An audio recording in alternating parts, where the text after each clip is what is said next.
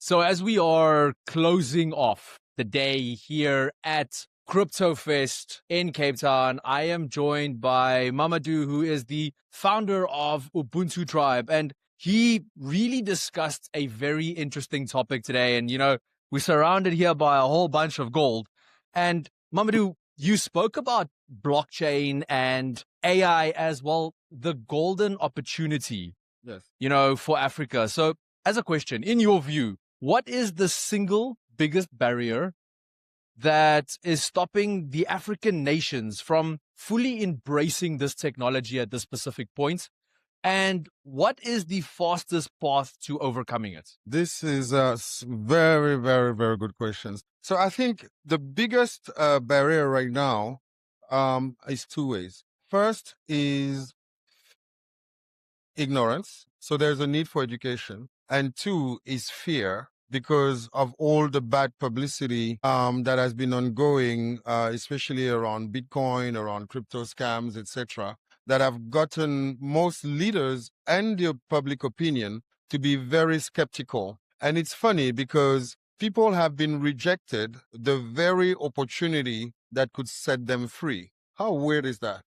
Right? 100%. And for me, what really happened is because Bitcoin did not come from the establishment, there was a natural tendency from the powers that be to criticize it and demonize it in the media and whatever goes with it, right?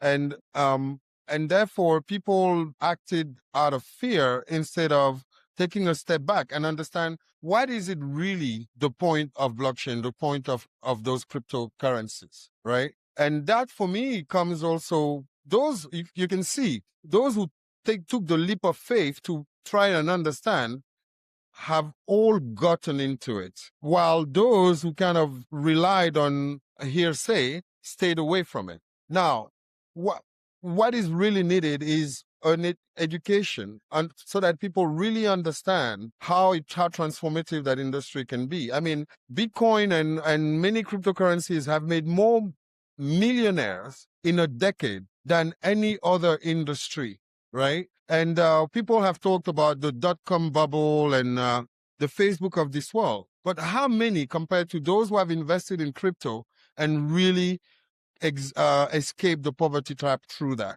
And the reason is also, the few successful in tech are idolized, right? Yeah. Elon Musk, Zuckerberg, Jensen and all those people. But the many millionaires that made it, nobody talk about them, right? So there's a bit of a misalignment in terms of celebrating success stories where it's due. Now, that's from an education point of view, people need to understand that you don't need to go to a university. There's no master's degree or PhD degree in blockchain. I learned blockchain under a coconut tree in Côte d'Ivoire, right? And I think that also the responsibility, now that everybody is now venturing or adopting or at least setting up the measures to prepare the global population to this shift, because the shift is now inevitable. And what you're dealing with is this usual context of if you can't beat them, join them. Digital assets have won. Decentralized money has won in that sense, right? And therefore, how do we prepare the population? First, through education, and educate also the leaders, the regulators, right? And also the narrative. When you look at Terra Luna or FTX, it's two failure that got so much publicity that it deterred millions of people. Very true. But the reality is simple, right? Think of the internet bubble. When the dot-com bubble crashed, people didn't say, "Oh no, I don't want internet; it's a scam," right? So we shouldn't throw the baby with the bath water, right? And it's also for people to fully understand that actually those things happen, right? Even in the time of the railway rush, many failed. But railway prevailed as a technology. And also there's a distinction people need to make between cryptocurrencies and the underlying technology, which is blockchain, right?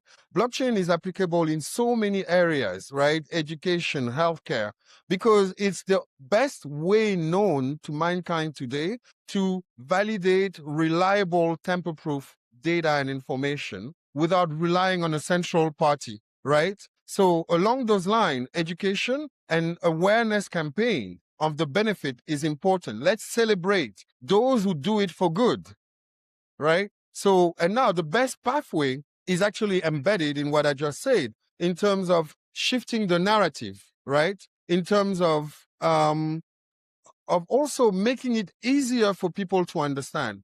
Here is what the biggest challenge that Web3 and blockchain have experienced is that the narrative was led by techies, right? Why? Because no one else wanted to talk about it except those who understood what it really meant, right? I think today we need to just simplify and get people to understand that it's the safest way to transfer an asset, not just money or digital currency from a person to another. Why? Because the information is stored simultaneously on thousands of computers so that you can't hack all of them at once, right? And therefore it's super safe and nobody can come and change like people would do in Wall Street or other places, a number in a software. You can't do that with blockchain. And that's what makes it reliable and trustworthy. And it's an industry of trust. So we have to restore trust because that is why people have moved into Web3 and digital asset because of all the failures and issues of the traditional sector. And they trusted more computers because they're not biased, right? So that's important. And the other thing also is accessibility, right? And I would say three key things besides information and education and narrative: affordability, accessibility, availability, right? For instance, Give Gold, we made it available from as low as 10 cents, less than $1, so that anyone who want to buy gold from Cape to Cairo has a chance to do it from their mobile phone. Not everybody $100,000 and 95,000 right now on Bitcoin, by the way. to buy. I hope it doesn't go like that, right? So yeah, it gives a bit of palpitations, but not everyone has those kind of money to buy very expensive asset or shares of Nvidia or no. But 10 cents gold, real gold, that's affordability, right? Availability now is how do we work with the whole payment industry? How do we work with card and mobile card acquirer and so on, right? It's to make sure that it gets accepted and for people to effectively get the comfort that it's an asset like anyone else. If you have to go somehow get a VPN and now download the wallet in an anonymous, of course it's dodgy, of course it's scary, right? And that question is very important. It needs to be available the same way as you go to supermarket, right? And you tap with your with your Apple Wallet, right? You could tap and pay in crypto. That's where we need to go, right? And that availability is important, which is also linked to accessibility, meaning you don't need a laptop, right? You can do it from a phone, right? And that's what we're doing. For instance, Give Gold from next quarter, even if you don't have a feature phone, right? You could buy it with USSD, could buy it with your mobile money. And those three things are essential. So I took 10 minutes to answer 2 questions. I hope the next one I'll be short. Absolutely fantastic. And I love the fact that you started with education, because the fact that, through traveling throughout Africa, it's one of the biggest questions or normally biggest comments I get where people come up to me and they're like, Francois, I got scammed by Bitcoin. I was like, no, you didn't get scammed by Bitcoin. You got scammed by people. Exactly. Okay. Yeah. Bitcoin cannot scam you the same way gold cannot scam you. It's only people that can do that. And yes, that does require education. Now, because of a lack of education, many Africans fear AI, and they fear the technology, and they fear that the direction that we are moving in, that they will be replaced, and they will be replaced in their place of work, etc. And a very large part of what you spoke about was about wealth creation for everyone. And I love that specific topic. And I want to ask, how do you see the balance between automation and opportunity playing out on our continent, and especially in our more developing economies? It's a brilliant question. AI is going to be what we make of it, right? And I know there's a lot of fear that it can replace our jobs and that we go, without employment and things like that. But that's a fear, right? Now think of AI the other way, because you create your reality. You know how much more efficient and productive you can be if you use it. So that's why we've embedded on our wallet an AI personal assistant that provides tutorial at your own pace on financial literacy and digital literacy. Why? Because ultimately, if you can use it for your own benefit, actually you won't have to work, right? And that's the whole thing. Don't worry about losing your job. Use it for you not to have to look for a job, right? And think of it, how did BlackRock become BlackRock? They had this very powerful tool that is Aladdin, which was an AI that started like maybe 15 plus years ago, 20, I can't even remember, right? Which allowed them to become a $10 trillion company, $10 trillion in asset manager, right? Now, we don't all have to become BlackRock, but it teaches us one thing. If we use AI at our own scale that tells us which stock are performing best, which are the best friend, and help us understand and do the analysis for us, we good. The job becomes more of a hobby, right? And that's the thing. And that's why we combine blockchain and AI in our strategy. Because if you give a powerful AI tutor to anyone, first, you address one of the two principal issues fundamentals in finance, which is asymmetry of information, right? Suddenly, I got access to the same quality of data, analytics, and so on, plus an embedded teacher on my phone that anyone get at Wall Street. That's a game changer. It's an equalizer. For me, AI, as much as blockchain, becomes a huge wealth creation and wealth transfer opportunity for generations. AI becomes the most powerful equalizer if we use it right. Right? And in Africa, when you have so many issues in the education system, when you have so many inequalities, anybody who's eager to learn can now use it to its own benefit, right? And you can even copy trade using AI, some of the best traders from your phone, right? And work with firms like yours, like, okay, this broker is saying this and that. Then, and another very important thing is, today, access to stock markets is roughly available to Europe, America, OECD countries, 800 million people, but only half of the population, adult population in those markets have access to stock markets. But if you now use blockchain, where you tokenize all types of assets, and it's now available on your phone, it's 5 billion people who start to play. The amount of liquidity, the amount of growth that it will realize, and then a human brain may not be able to comprehend that, but you have an AI tool that can help you. So I'm adamant for each and every African to embark on AI. You don't have to come with complex language models, but at least be sure to use it the best you can, because it is that one chance that you haven't had before to play with the same tools on equal standards to create the life you want, right? And that's another very important thing is, when you look, the combination of AI and blockchain, you make anyone powerful. Why? I can tokenize my creation, right? And I have my community. I use them to invest a portion of their savings into my creation. Would it be a piece of art? Would it be music? And they get a piece of the returns that I have, because as a human, I have 7 forms of capital that the AI doesn't have. Financial capital, which only 1% has 10-fold compared to the others. But as a human being, you have 6 other forms: cultural capital, historical capital, right?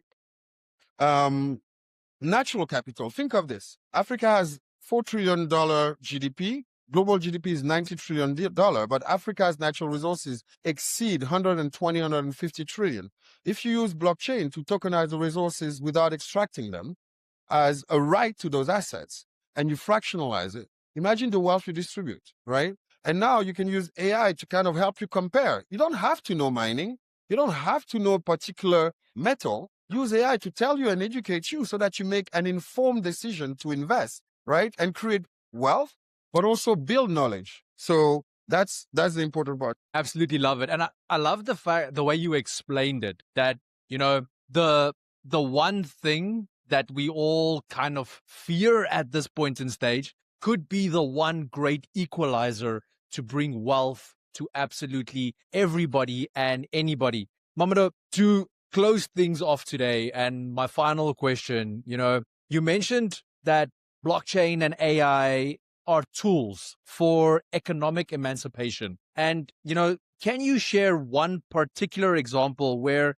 combining these two technologies could meaningfully change the lives of everyday people on the African continent within the next 5 years? Okay. It's very simple. Today with AI, you can use AI agents that could build an app for you within half a day and go and get the best guidance from the best entrepreneurs, the best advisors in the world. Go across the internet, scrap the internet based on your idea, help you build it. And you can, without zero knowledge in coding, use Claude or any other tool, and you get that app. That alone is a massive game changer. And think of your idea. And now you have your network, right? And now you start expanding it and you make them agents. You can have even a decentralized smart contract that remunerates them anytime they bring customers. And now your community becomes your network of agent of marketers. And you've combined AI and blockchain and they get remunerated at every sale. It's automated. That's powerful. And you can start with your village. You can start with your city. You can start with your friends. And they all take part of it. And not just you have created abundance, but you've created abundance for others who have decided to participate in that journey, starting with a very powerful AI tool in building that particular app for you. Or a particular song, even if you're not a musician, right? And you put your touch on it and you blend it. This is the world we live in today. It's a world of opportunity if you look at it from a sense of you are sovereign, right? And that's also where sovereign AI becomes interesting. People speak about universal basic income. And we should not forget that AI is based on 4 things: energy, computing power, the algorithm that build it, and the data. But where does the data come from? From us humans. It has to compute our data. And that's where our sovereignty is handed back to us. Now, what if you monetize this data for advertisers, for AI, and so on? You get your passive income, right? Just by being human. And in that sense, blockchains can track all that for you. And for me, we've reached the stage of no return. You see, I told you before, if you can't build them, join them. AI, blockchain won't be stopped. We have been very good as Africans at one thing: leapfrogging, right? And I can tell you, I got into the tech space 22 decades ago, right? From an investor point of view and so on, as investment banker and so on. We didn't have fixed line. And I remember I went to see, development finance institutions. I was with BNP Paribas Investment Banking, mergers and acquisitions in Paris at the time. And I said, yeah, we want to build GSM in Africa. They laughed at me. They said, you don't even have fixed line. How do you think you're going to go into GSM? I didn't back down. We went for it. We got capital and we went straight to GSM, right? Another example, one big thing was banking penetration, right? Because of lack of infrastructure, poor telecommunications, it was complicated to have a branch everywhere. So actually, the first mobile money project I invested in the world was here in South Africa, right? It was even before M-Pesa. And I supported them, helped them put the thing together. And as an investor, because for us, it was a way to leapfrog. I'm not going to go to a bank at 100 kilometers. No, I have a phone. I'm going to send you money, mobile money. And then M-Pesa came and we became global leaders while people to date are still writing checks and go to the bank and cash it. We laugh at people here on the continent of the countries who do that. Why can't we do it with blockchain and AI? What is stopping us? If we've done it twice, we'll do it 3 times and better this time because we're more educated, we're better connected, and we've learned from the past. People should never forget, by 2040, there'll be 2 billion Africans, more than India, more than China, and 60% of the population is below 25. The future of Mother Earth as a planet lies here. Now imagine we don't need to build what was holding us back before, a school here no. Everything will happen from a personalized level with an AI tutor on your phone. Multiply that by the tens of millions of youth that will come if we give them that opportunity. And people should never ever forget, when we talk about digital divide, we need a seat at the table. And you know why? Because at the end of the day, computing power is just more brain working together to solve a problem. Now, if we're going to be 2 billion by 2040, imagine 2 billion brains getting into contributing to the AI revolution. It's going to be a game changer. Absolutely fantastic. Mamadou, thank you so much for your time. And well, to all the traders watching, as stated, I think it's time to stop fearing, stop pushing back, and start reaching out and make your own future happen. You have the opportunity at your fingertips to create the wealth that you want. Thank you so much for watching, and I'll see you in the next episode.